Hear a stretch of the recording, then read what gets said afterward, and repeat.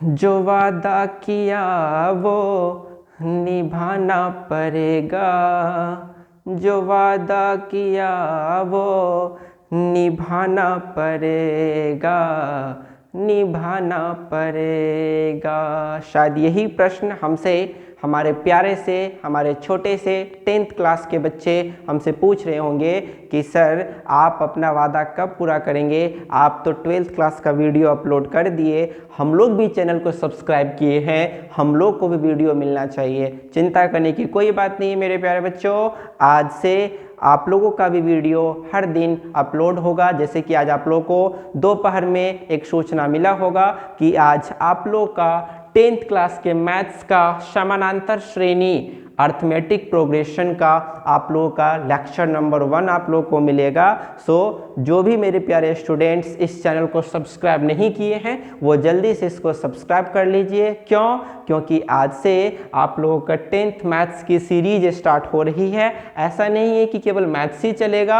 आप लोगों को साइंस का वीडियो भी मिलेगा, आप लोगों को दूसरे सब्जेक्ट का वीडियो मिलेगा। आनंद एजुकेशन पॉइंट के पूरे टीम के तहत आप लोगों को हर सब्जेक्ट की तैयारी अच्छे ढंग से करवाई जाएगी, ताकि आप लोगों का बोर्ड एग्जाम जो आने वाले दिन में फरवरी में होगा उससे पहले आप लोगों को सिलेबस कंप्लीट करवा दिया जाए, अच्छे से प्रैक्टिस करवा दिया जाए, ताकि आप लोग अच्छे ढंग से घर पर बैठकर ही इस कोरोना काल में कहीं बाहर जाने की जरूरत नहीं है। क्योंकि आप जहां पर आपने एडमिशन लिया है, जहां पर आप मतलब जिस प्लेटफॉर्म को आपने चुना है वो आपके लिए बहुत अच्छे ढंग से आपको हर चीज़ बताने के लिए उत्सुक है, आपको आपके लिए मेहनत करने के लिए तैयार है। पूरी टीम आपके लिए हमेशा तैयार रहेगी ताकि आप अच्छे ढंग से तैयारी कर सके अपने बोर्ड एग्ज़ाम के लिए।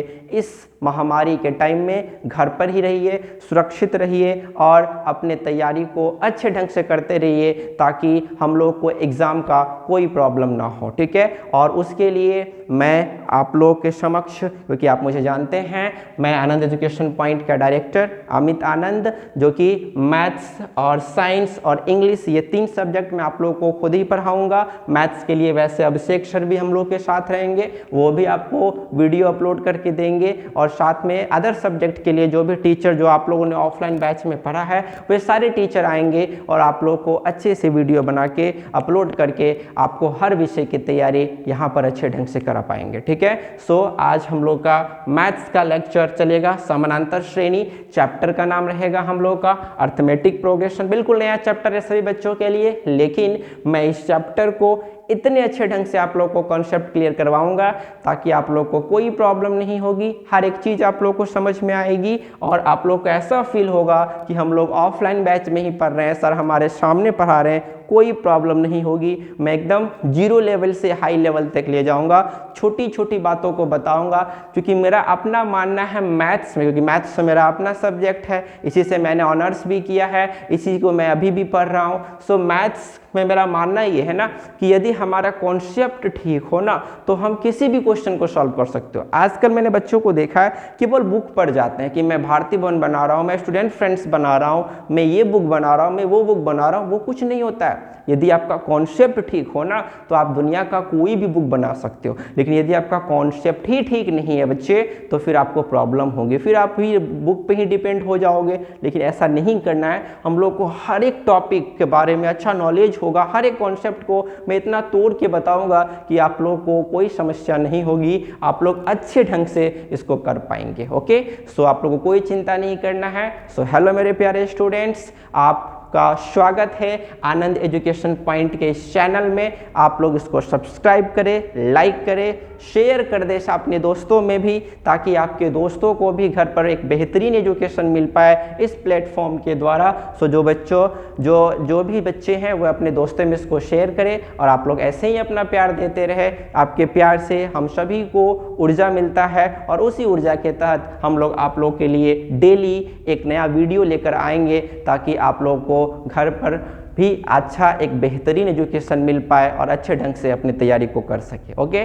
सो अब बिना ज़्यादा बात को बढ़ाए हुए मैं सीधे अपने पॉइंट पर आता हूँ, टॉपिक पर आता हूँ और आपको समझाने की कोशिश करता हूँ कि ये जो आपके 10th क्लास के मैथ्स का एक चैप्टर है समांतर श्रेणी, इसको कितना आसान तरीके से मैं आप लोग को पेश करूँ ताकि आप लोग का इस चैप्टर पर फुल्ली कमांड हो जाए। कमांड करवाना चाहता हूँ मैं, ताकि मेरा बच्चा जहाँ भी रहे वो बोल पाए कि हाँ इस टॉपिक पर मेरा फुल्ली कमांड है। हमको अमित सर ने बहुत अच्छे से पढ़ाया है ताकि आपको कोई भी क्वेश्चन कोई भी पूछे आप हमेशा आगे रहोगे, ठीक है। लेकिन उसके लिए बच्चे हम लोग को एक एक टॉपिक के बारे में अच्छे से नॉलेज होनी चाहिए, ठीक है। सो अच्छे से समझेंगे ध्यान से। चलो मैं अब अपने पॉइंट पर आता हूँ, आप लोग को बताने की कोशिश करता हूँ, सुनना ध्यान से। बच्चे समानांतर श्रेणी, इसमें समानांतर श्रेणी में हम बाद में आएंगे कि समानांतर श्रेणी क्या है। पहले आप ये समझो कि ये श्रेणी क्या है, ये प्रोग्रेशन क्या है। पहले ये समझो कि ये प्रोग्रेशन क्या होता क्या है। व्हाट इज प्रोग्रेशन, मतलब प्रोग्रेशन को ही बच्चे एक दूसरा नाम और होता है जिसको हम सीरीज कहते हैं। तो आपसे कोई पूछेगा सीरीज क्या है, पहले बाद में बात करेंगे कि समांतर श्रेणी क्या है, पहले बात करते हैं कि श्रेणी क्या है, फिर आते हैं समांतर श्रेणी पे। ओके, सो पहले आप लोग ऊपर कॉपी पे हेडिंग बना लोगे श्रेणी, श्रेणी लिख के अंडरलाइन करोगे, क्योंकि बच्चे हर चीज को यहाँ लिखना पॉसिबल बिल्कुल नहीं है ना। इसलिए मैं जैसे जैसे बोलता जाऊंगा आप लोग उसको नोट भी करते जाओगे साथ में। ओके, क्योंकि हर चीज को मैं बोर्ड पे लिखूंगा तो टाइम भी ज्यादा लगेगा, फिर मैं पॉइंट बात भी आप लोग को नहीं बता पाऊंगा। सो आप लोग जैसे जैसे मैं बोलता जाऊंगा टॉपिक लिखते जाएंगे और उसके बारे में लिखते जाएंगे। ओके, सबसे पहले हम बात करते हैं बच्चे की श्रेणी क्या है, सीरीज क्या है। एक बार फिर से 10th मैथ्स का आप लोग का लेक्चर स्टार्ट हो रहा है। आज से एक नया टॉपिक मैंने लिया है, धीरे धीरे आपको हर टॉपिक का नॉलेज मिलता जाएगा और आपकी तैयारी अच्छे ढंग से हो पाएगी। ओके, सो मैं बात कर रहा हूं पहले श्रेणी के बारे में, इसको मैं थोड़ा साफ कर देता हूं, फिर मैं बात करता हूं कि श्रेणी क्या है। चिंता करने की कोई आवश्यकता नहीं है बच्चे, आप लोगों के लिए भी वीडियो स्टार्ट हो गया है, 10th वालों के लिए भी, 12th वालों के लिए भी। सो जम के पढ़िए और केवल अपना मेहनत दीजिए, टीचर यहाँ से आप लोग के लिए मेहनत करने के लिए पूरा तैयार है। ठीक, चलिए अब बात करते हैं। हमने क्या बोला, आपको हेडिंग देना है श्रेणी, जिसको बच्चे हम लोग इंग्लिश में प्रोग्रेशन कहते हैं, या फिर इसी का बच्चे दूसरा नाम सीरीज भी है, दोनों एक ही बात है। ठीक है, 10th मैथ्स हम लोग चल रहे हैं, पता है आप लोगों का 10th मैथ्स। अब समांतर श्रेणी पर जाने से पहले ये समझेंगे कि श्रेणी क्या है। कोई दिक्कत वाली बात नहीं है, मैं कुछ नंबर का एक कलेक्शन ले रहा हूं, फिर आपको समझाता हूं कि श्रेणी क्या है। जैसे कि मान लीजिए मैंने लिखा 1 2 3 4 5 6, फिर मैंने आपके सामने लिखा 1 3 5 7 9 11, फिर मैंने लिखा आपके सामने 2 4 6 8 10 12 14, फिर मैंने आपके सामने लिखा 1 2 5 7 10 12 16। ठीक है, इतने सारे मैंने नंबर लिए।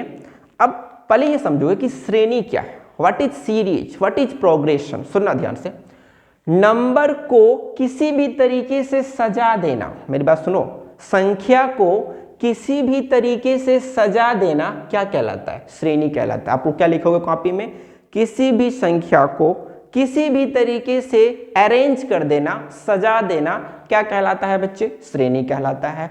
संख्या को किसी भी तरीके से सजा देना क्या कहलाता है, श्रेणी कहलाता है बच्चे, सीरीज कहलाता है। कोई दिक्कत है, मैंने देखो जैसे सजाया है 1 से लेके 6 तक, 1 से 1 3 5 7 9 11, फिर 2 4 6 8 10 12 14, 1 2 5 7 10 12 16। किसी भी तरीके से आप नंबर को जब सजा देते हो एक स्ट्रेट लाइन में, एक सीधी रेखा में, तो उसे हम क्या कहते हैं बच्चे, श्रेणी कहते हैं। कोई दिक्कत? अच्छा, अब बात करते हैं हम कि हमारा टॉपिक क्या था। हमारा टॉपिक था बच्चे कि सर समानांतर श्रेणी क्या है।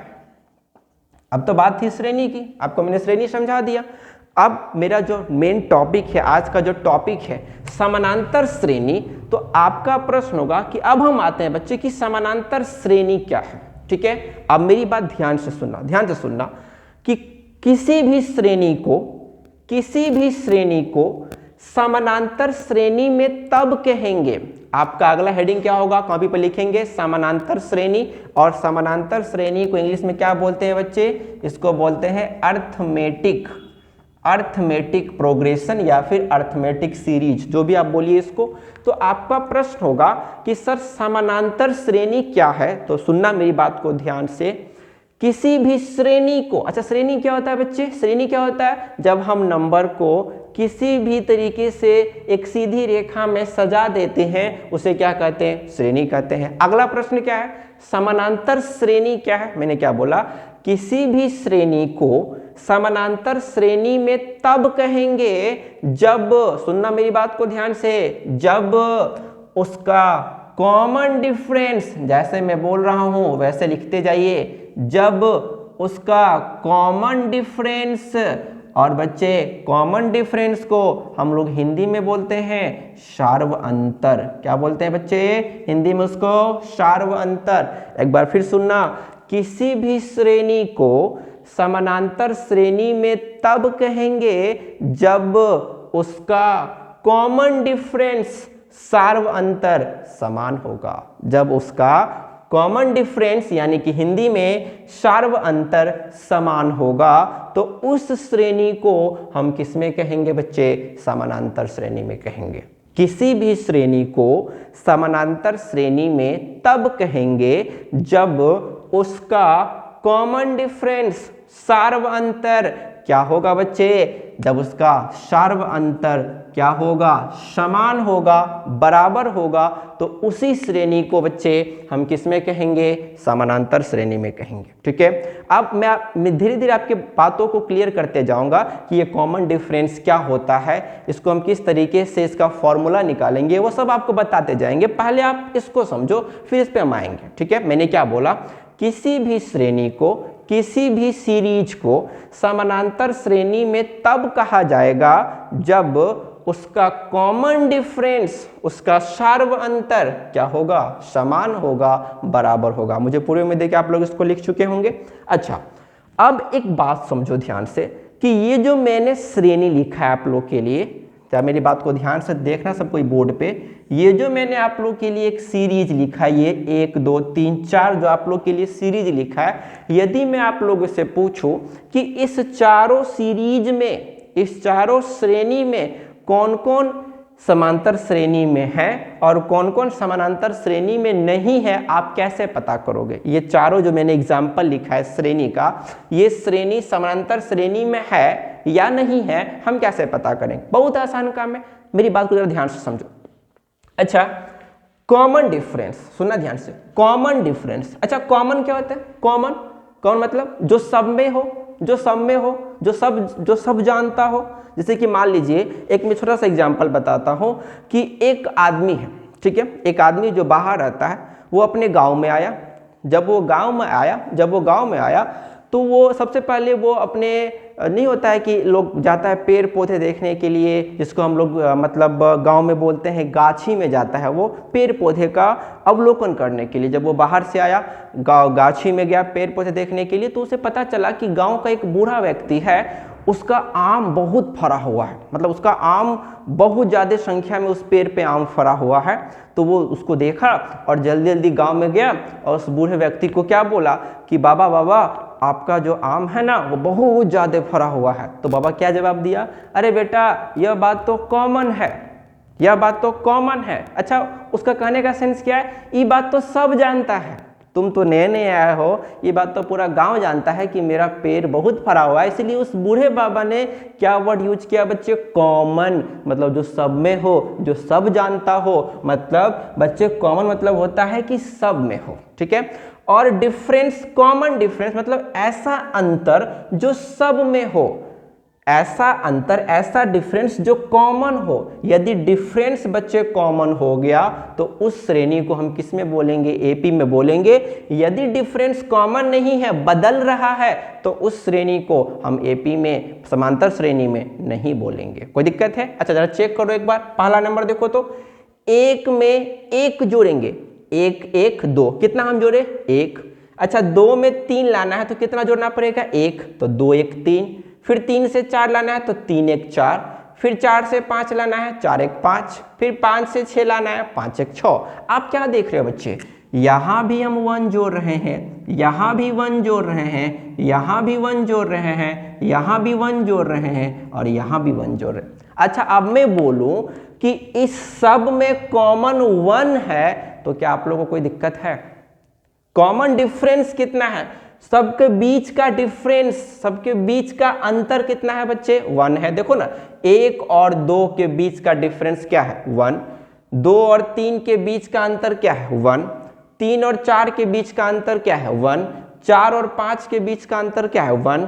5 और 6 के बीच का अंतर क्या है? 1।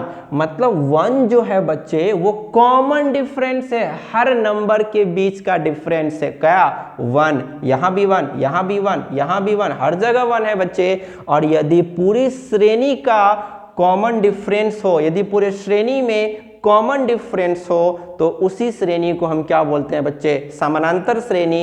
हमने क्या देखा? हर जगह इसका अंतर 1 है, इसीलिए बच्चे यह जो सीरीज है वह एपी में है। एक मेरी बात जरा ध्यान से सुनेंगे बच्चे, अर्थमेटिक प्रोग्रेशन को ही हम शॉर्टकट में क्या लिखते हैं? एपी लिखते हैं। सो अभी के बाद मैं जब भी एपी लिखूं तो आप लोगों को समझना होगा सर बात कर रहे हैं किसकी? अर्थमेटिक प्रोग्रेशन की, समानांतर श्रेणी की। मतलब जो मेरा पहला श्रेणी है बच्चे वो एपी में है। समझ में आया क्यों एपी में है? क्योंकि बच्चे हर जगह कॉमन डिफरेंस क्या है? यहाँ पर सेम है। ठीक है, तो हर जगह जब कॉमन डिफरेंस सेम है और कितना है हर जगह बच्चे? 1 है। इसीलिए चूंकि हर जगह 1 ही आ रहा है इसीलिए यह एपी में है। ठीक है, अच्छा दूसरा नंबर देखिए तो क्या ये एपी में है? अच्छा, 1 3 के बीच का डिफरेंस कितना होगा? 1 में कितना जोड़ेंगे तो 3 आएगा? 2, यहाँ भी 2 है।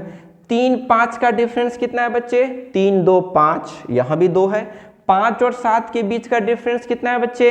2, यहाँ भी 2 है। 7 और 9 के बीच का डिफरेंस कितना है? 2, क्योंकि 7 और 2 9, यहाँ भी 2 है। 9 और 11 के बीच का डिफरेंस क्या होगा बच्चे? 2, 9 2 11। आपने क्या देखा? हर जगह कॉमन डिफरेंस कितना है बच्चे? 2 है। और किसी भी श्रेणी को समानांतर श्रेणी में तब बोलेंगे जब उसका कॉमन डिफरेंस, उसका सार्वंतर हर जगह क्या होगा बच्चे? समान होगा। यहाँ भी 2 है, यहाँ भी 2, यहाँ भी 2, यहाँ भी 2, यहाँ भी 2, हर जगह कॉमन डिफरेंस सेम है। इसीलिए इस श्रेणी को हम किस में बोलेंगे? एपी में। ये एपी में है, ये भी एपी में है। बात समझ में आ रही है? मैं कॉमन डिफरेंस का फॉर्मूला बताऊंगा, चिंता नहीं करना है, आप लोग बस इसको समझिए, समांतर श्रेणी क्या है उसको समझो जरा ध्यान से। अच्छा, तीसरा एग्जांपल देखो तो 2 में कितना जोड़ेंगे तो 4 आएगा? 2। इस दोनों के बीच का अंतर कितना है? 2। अच्छा, 4 में कितना जोड़ेंगे तो 6 आएगा? 2। इस दोनों के बीच का अंतर क्या है? 2। 6 और 6 में कितना जोड़ेंगे तो 8 आएगा? 2। 8 में कितना जोड़ेंगे? 10 आएगा? 2। 10 में कितना जोड़ेंगे तो 12 आएगा? 2। 12 में कितना जोड़ेंगे? 14 आएगा? 2। आप क्या देख रहे हैं बच्चे? हर जगह इसके बीच का डिफरेंस, कॉमन डिफरेंस हर जगह 2 ही तो है। कॉमन मतलब क्या? जो सब में हो, जो हर नंबर के बीच का डिफरेंस हो। यहाँ भी 2, यहाँ भी 2, यहाँ भी 2, यहाँ भी 2, यहाँ भी 2, यहाँ भी 2। जब हर जगह एक ही नंबर का डिफरेंस हो तो उसी को हम क्या बोलते हैं बच्चे? Common difference. हिंदी में क्या बोलते हैं? सार्वंतर। और जब हर जगह सार्वंतर समान होगा तो उसी को हम किस में बोलेंगे? एपी में। मतलब ये जो तीसरा एग्जाम्पल है ये भी मेरा एपी में है, दूसरा भी एपी में है और पहला भी एपी में है। क्यों? पहले वाले में बीच का डिफरेंस हर जगह कितना था बच्चे? 1 था। दूसरे वाले में बीच का डिफरेंस हर जगह कितना है? 2 है। तीसरे वाले में भी बीच का डिफरेंस हर जगह कितना है? 2 है। क्योंकि हर जगह डिफरेंस सेम है इसलिए ये तीनों एग्जाम्पल किस में है? एपी में है। अच्छा, हम चौथे की बात करते हैं, सुनना मेरी बात को ध्यान से, कॉन्सेप्ट क्लियर करो। चौथे की बात करो। अच्छा, 1 और 2 के बीच का डिफरेंस कितना है बच्चे? 1 है। 1 कैसे है भाई? 1 में 1 जोड़ेंगे तभी तो 2 आएगा। तो इस दोनों के बीच का अंतर कितना है? 1। चलो, यहाँ दोनों के बीच का अंतर कितना है? 1 है। अब यहाँ बात करो 2 और 5, 2 और 5 के बीच का अंतर कितना है बच्चे? 3 है। 5 में से 2 गया तो कितना होगा? 3। तुम बोलोगे सर अंतर बीच का कैसे निकाल देते हैं? बड़ा आसान काम है, दूसरे वाले में से पहले वाले को घटा दो। 2 में से 1 गया तो कितना होगा? 1। इस दोनों के बीच का अंतर कितना है बच्चे? 1। 5 में से 2 गया तो कितना होगा? 3, तो इस दोनों के बीच का अंतर कितना है बच्चे? 3 है। अच्छा 7 में से 5 गया तो कितना होगा बच्चे? 2, तो यहाँ बीच का अंतर कितना है बच्चे? 2। अच्छा 10 में से 7 गया तो कितना होगा बच्चे? 3, तो यहाँ लिख दो 3। 12 में से 10 गया, इस दोनों के बीच का अंतर कितना है बच्चे? 2, तो 2। 16 में से 12 गया, इस दोनों के बीच का अंतर कितना है बच्चे? 4 है, तो 4 है। अच्छा तो मुझे बताओ, क्या आपको लग रहा है कि इस श्रेणी में हर जगह डिफरेंस जो है वो कॉमन है, मतलब हर जगह एक ही नंबर है? बिल्कुल नहीं है। आप देखिए, कहीं डिफरेंस 1 है तो कहीं 3 है, फिर कहीं 2 है, कहीं 3 है, कहीं 2 है, कहीं 4 है। मतलब डिफरेंस हर जगह बराबर नहीं है। और यदि बच्चे डिफरेंस हर जगह बराबर नहीं है तो इसको कॉमन डिफरेंस में नहीं बोलेंगे। और जब श्रेणी कॉमन डिफरेंस में नहीं होगा, जिसका सार्व अंतर बराबर नहीं होगा बच्चे, उसको हम एपी में नहीं बोलेंगे। मतलब ये जो मेरा चौथा एग्जाम्पल है बच्चे, वह एपी में बिल्कुल नहीं है। समझ में आया? एक बार फिर से सुनो, किसी भी सीरीज को समानांतर श्रेणी में तब कहेंगे जब उनके बीच का सार्व अंतर, उनके बीच का कॉमन डिफरेंस हर जगह क्या हो? बराबर हो।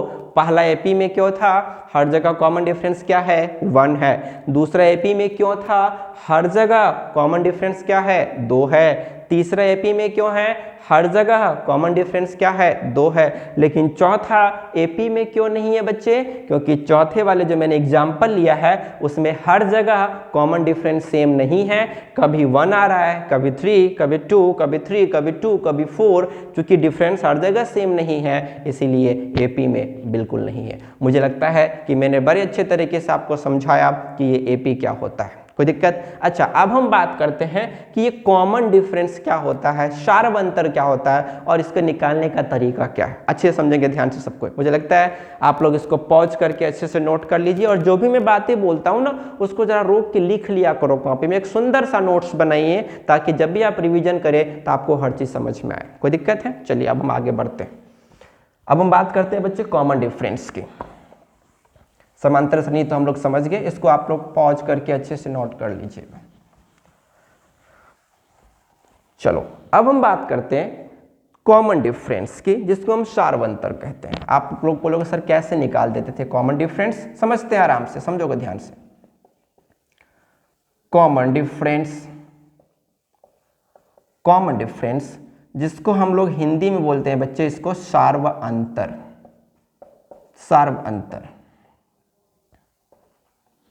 ठीक है, सुनना मेरी बात को।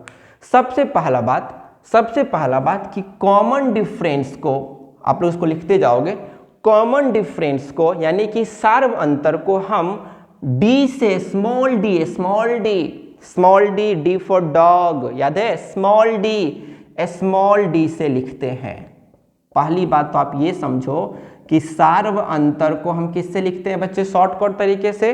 तो सार्व अंतर को हम स्मॉल डी से लिखते हैं। आज के बाद आपको अर्थमेटिक प्रोग्रेशन में, समानांतर श्रेणी में कहीं भी डी लिखा रहे तो आपको समझ जाना चाहिए वो किसकी बात है? सार्व अंतर की, कॉमन डिफरेंस की बात हो रही है। कोई दिक्कत है? अच्छा इतना तो क्लियर हो गया कि कॉमन डिफरेंस को हम किससे लिखते हैं बच्चे? डी से लिखते हैं।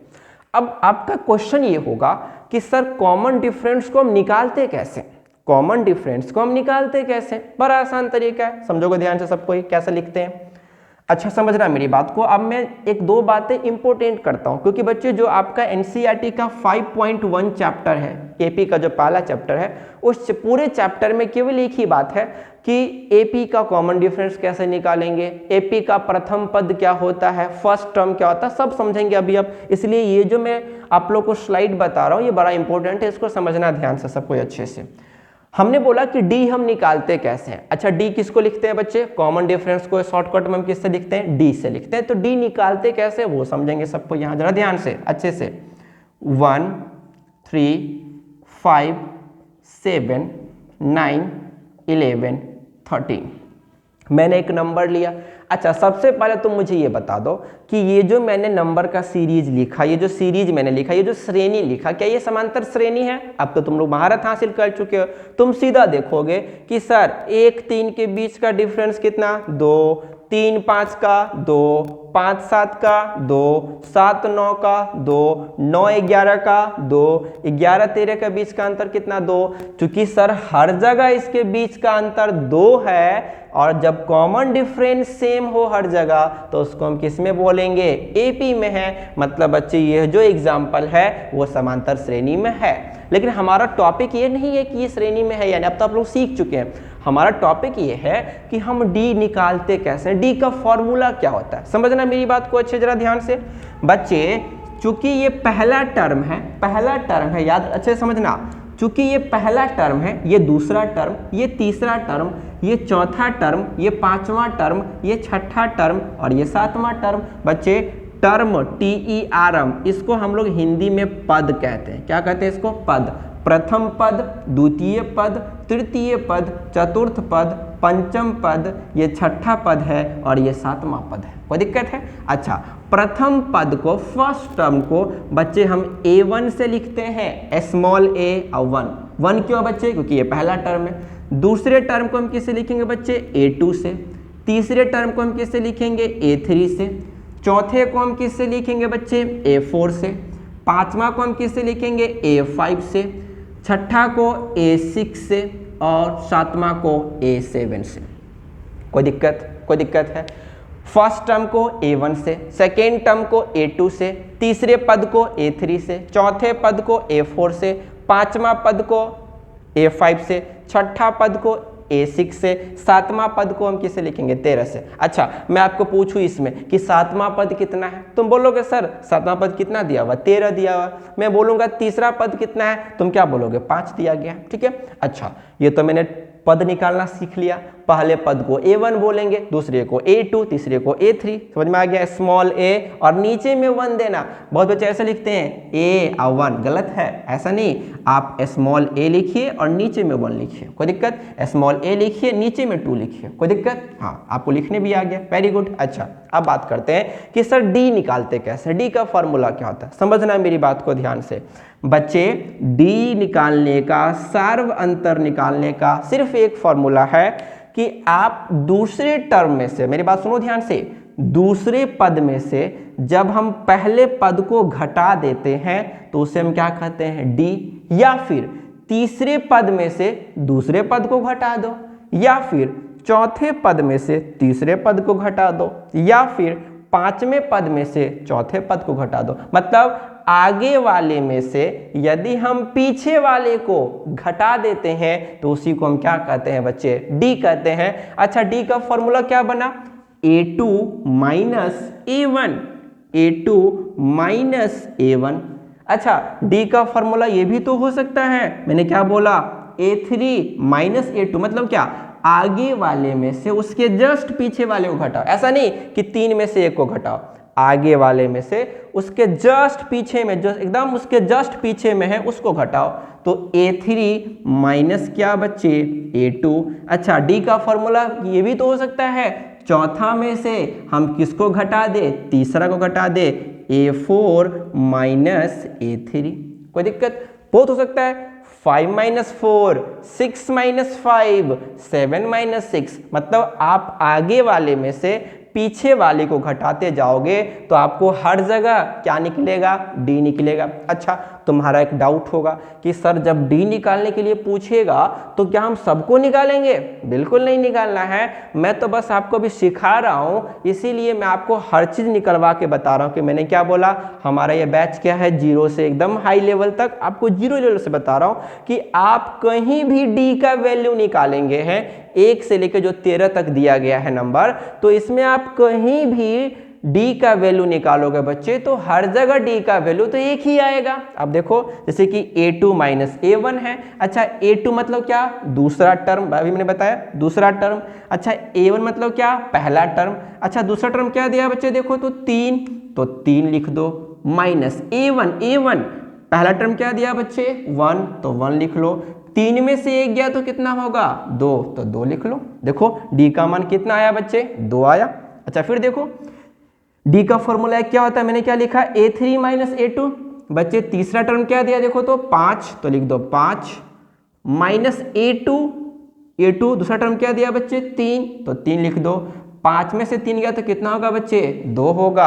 अब देखिए डी का मान यहाँ भी 2 है, यहाँ भी क्या है 2 है, इसलिए तो मैंने बोला कॉमन डिफरेंस सार्व अंतर जो हर जगह हो, जो सभी जगह वही नंबर हो। फिर देखो फॉर्मूला ये भी बोल सकता है a4 माइनस a3। देखो तो बच्चे चौथा टर्म क्या दिया, देखो तो 7, तो लिख दो 7 माइनस तीसरा टर्म क्या दिया बच्चे 5, तो 5, 7 में से 5 किया तो कितना होगा बच्चे 2 होगा।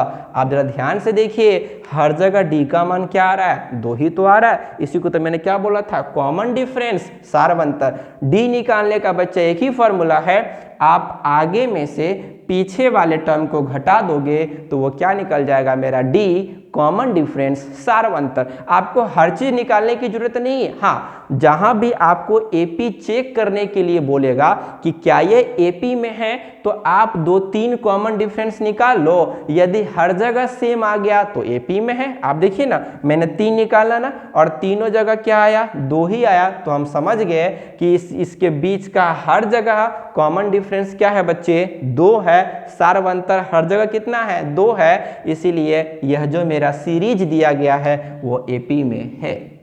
आप आगे भी निकाल सकते हैं ना, मैं तो यहीं तक छोड़ दिया। कोई बच्चा निकाल सकता है सर 5 माइनस 4, तो 9 में से 7 गया तो कितना होगा बच्चे 2, यहाँ भी 2।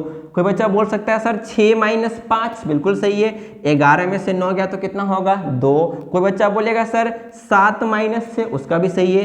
13 में से 11 गया तो कितना होगा बच्चे 2, यहाँ भी 2 है डिफरेंस, यहाँ भी 2 है, यहाँ भी 2 है डिफरेंस, यहाँ भी 2 डिफरेंस, यहाँ भी 2 डिफरेंस और यहाँ भी 2 डिफरेंस। आप देखिए हर जगह अंतर सेम है और इसी को हमने बोला था कॉमन डिफरेंस सार्व अंतर। चूंकि सार्व अंतर हर जगह बराबर है इसीलिए बच्चे यह जो नंबर है यह जो है वो एपी में है, कोई दिक्कत नहीं।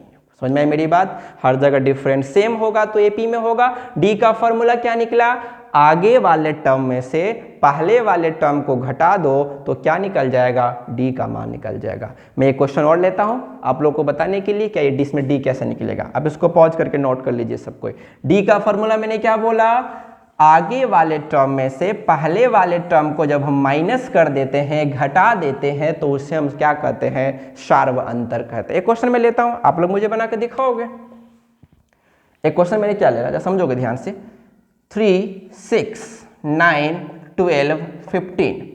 आपको मैंने बोला डी का मान मुझे बताओ, इसमें डी कितना है। मैंने क्या बोला, मेरा क्वेश्चन ये है कि डी इसमें कितना है, सार्व अंतर निकालना। आपको सार्व अंतर का मान कितना है, कोई दिक्कत नहीं है, अब तो आप सीख चुके हो।